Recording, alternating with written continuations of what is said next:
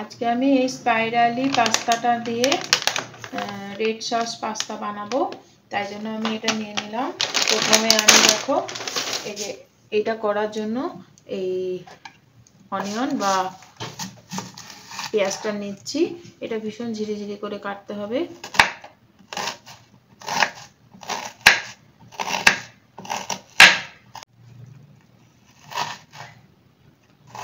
ভালো করে পেঁয়াজটাকে ঝুটি ঝুটি করে কাটতে হবে। আমি যেন এই দিক থেকে কেটে আবার এই দিক থেকেও কেটে নিচ্ছি।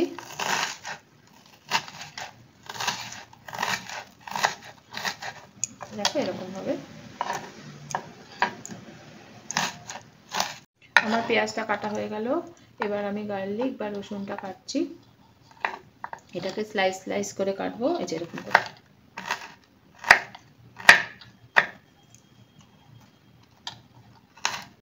আমার দেখো রসুনটাও কাটা হয়ে গেছে। এইবারে আমি গ্যাসটা জ্বালিয়ে নিচ্ছি। এবার আমি এর মধ্যে বাটার দিয়ে দিচ্ছি। কারোর যদি ইচ্ছা থাকে সে সাদা তেলও দিতে পারে অথবা অলিভ অয়েলও দিতে পারে। বাটারটা দিয়ে নিলাম। দিয়ে প্রথমে এই যে অনিয়ন বা পেঁয়াজটা আমি দিয়ে দিচ্ছি।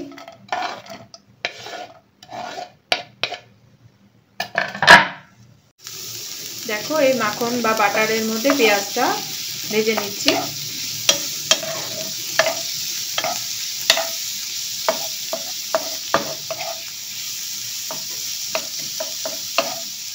এরকম করতে করতে 2 মিনিট ভাজা হবে।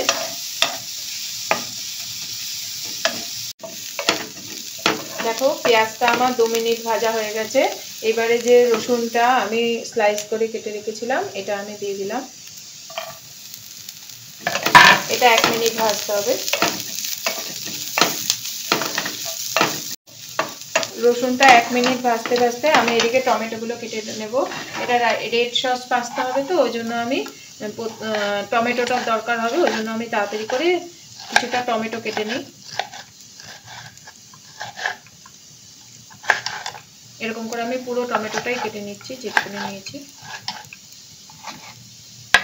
টমেটো কাটতে কাটতে দেখো আমি এই টাইমে এই রসুন আর পেঁয়াজটা 1 মিনিট ভাজা হয়ে গেছে। এইবারে আমি এই যে টমেটো পিউরিটা নিয়ে নিয়েছি, টমেটো পিউরিটা আমি এর মধ্যে দিয়ে দেবো।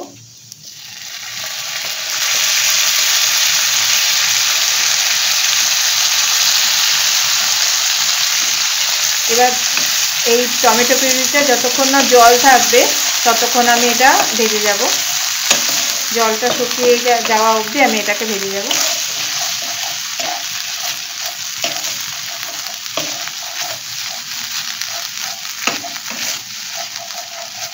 আমি এটা হতে হতে এদিকে একটুখানি গরম জল, পাস্তা সেদ্ধ করার জন্য একটুখানি গরম জল বসিয়ে দিই। ততক্ষণ গরম জলটা হতে থাকো।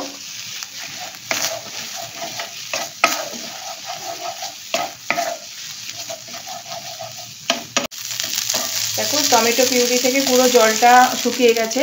এরপরে আমি এই যে টমেটোটা কেটে রাখলাম এই টমেটোটা এর মধ্যে দিয়ে দেবো।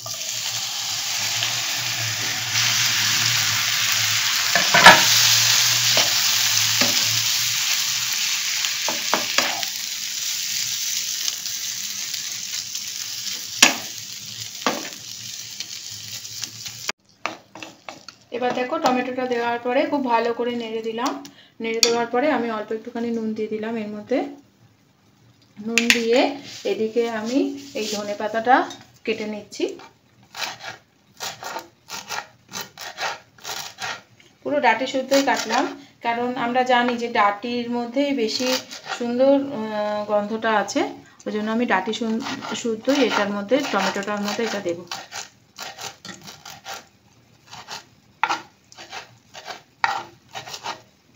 এবার পুরো ধনের পাতাটাও এর মধ্যে দিয়ে দিচ্ছি।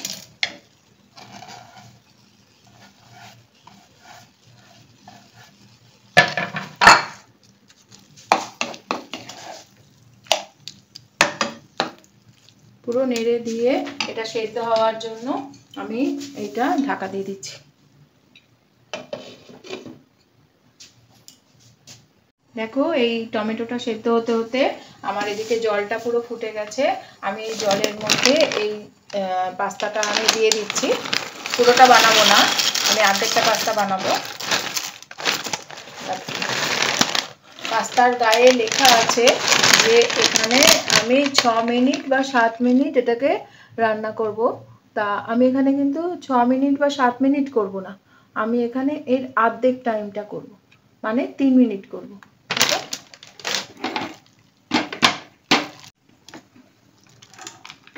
আমি একটুখানি নেড়ে দেই যাতে তলায় লেগে না যায়, পাস্তাটা সেদ্ধ হতে থাকুক। 3 মিনিট পর্যন্ত আমি এটাকে রান্না করব। দেখো যেখানে 6 মিনিট ওই প্যাকেটের গায়ে লেখা আছে 6 মিনিট সেদ্ধ করতে হবে, আমি এখানে 3 মিনিট সেদ্ধ করলাম। কারণ আমি এইটার মধ্যে অর্ধেক যে 3 মিনিট থাকবে আমি এই টমেটোটার মধ্যে দিয়ে সেদ্ধ করব, যাতে টমেটোটা সেদ্ধ হতে হতে এর মধ্যে এর ভেতরে যাতে টমেটোর রসটা যাতে ঢুকে যেতে পারে বা টেস্টটা চলে যেতে পারে, সেই জন্য আমি এর মধ্যে ছেড়ে দেব। দেখো এবার টমেটোর মধ্যে এই পাস্তাটা দিয়ে দিলাম, দিয়ে এর মধ্যে থেকে 2 টেবিল চামচ জল দিয়ে দিলাম এর মধ্যে, যাতে পাস্তাটা সেদ্ধ হওয়ার সঙ্গে সঙ্গে টমেটোর যে রসটা বা কিছু টমেটোর গন্ধটা বা স্বাদটা পাস্তার মধ্যে ঢুকে যেতে পারে। এবার অল্প করে আরেকটু নুন দিয়ে দিলাম, কারণ পাস্তার মধ্যে তো আমি তখন সেদ্ধ করার সময় নুনটা দেইনি, ওই জন্য পাস্তাতে যে নুনটা লাগবে সেটা আমি অল্প অল্প দিয়ে দিলাম। নুনটা দেওয়ার পরে আমি এই যে চিলি ফ্লেক্সটা দিয়ে দিচ্ছি।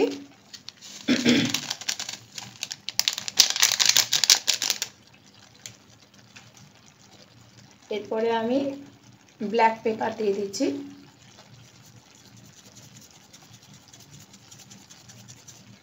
এবার খুব ভালো করে নেড়ে নিচ্ছি।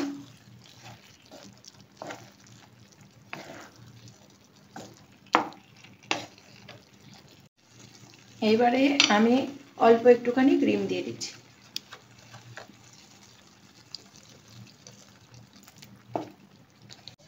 দেখো ক্রিম দেওয়ার পরে একটুখানি নেড়ে নিলাম, নেড়ে নেওয়ার পরে এরপরে আমি পার্মেজান চিজটা আমি কুড়িয়ে দিয়ে দেবো।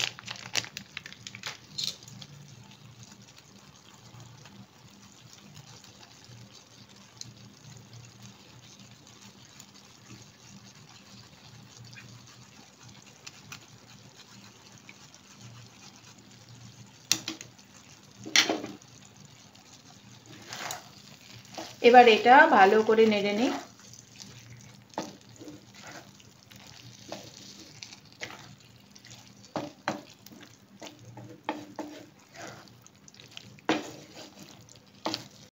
চিজ দেওয়ার পরে আমি ভালো করে নেড়ে নিলাম।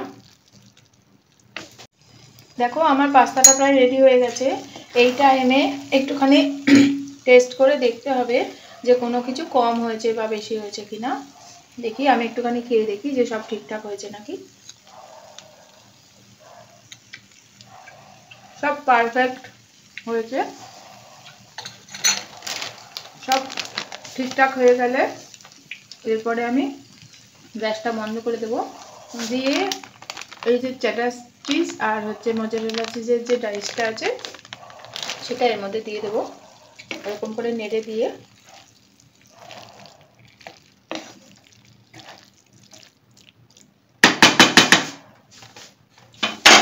এটা গরমের মধ্যে ঢেকে দিতে হবে। 5 মিনিট এরকম করে থাকবে, তারপরে আমরা ফিরে আসছি। আমরা 5 মিনিট পরে আবার ফিরে এলাম, দেখি চিজটা গলেছে নাকি। ঠিক আছে, চিজটা গলে গেছে। আমরা এবার একটুখানি নেড়ে দিই এটাকে। এই যে মোজারেলা চিজের যে ব্যাপারটা সেটা চলে এসেছে। এইবার আমি এই পাস্তাটা আমি পরিবেশন করার জন্য প্লেটের মধ্যে নিয়ে নেব। ভালো করে নেড়ে নেই আরেকটু।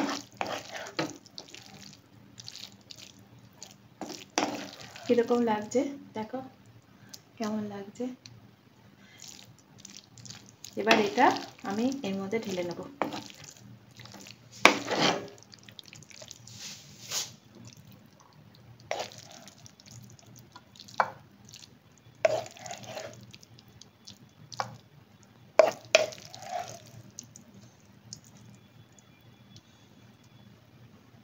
কি সুন্দর হয়েছে না।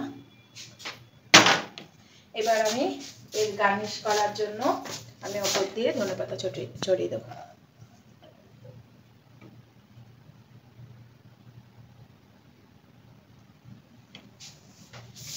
আমার পাস্তা সিরিজের 3rd নম্বর পাস্তাটা রেডি। এটা আমার রেড সস পাস্তা তৈরি করেছি। তোমাদের কীরকম লাগলো বলো, রেসিপিটা অবশ্যই জানাবে, কমেন্ট করবে, লাইক করবে, সাবস্ক্রাইব করবে। আবার পরের এপিসোডে দেখা হবে, কেমন? বাই।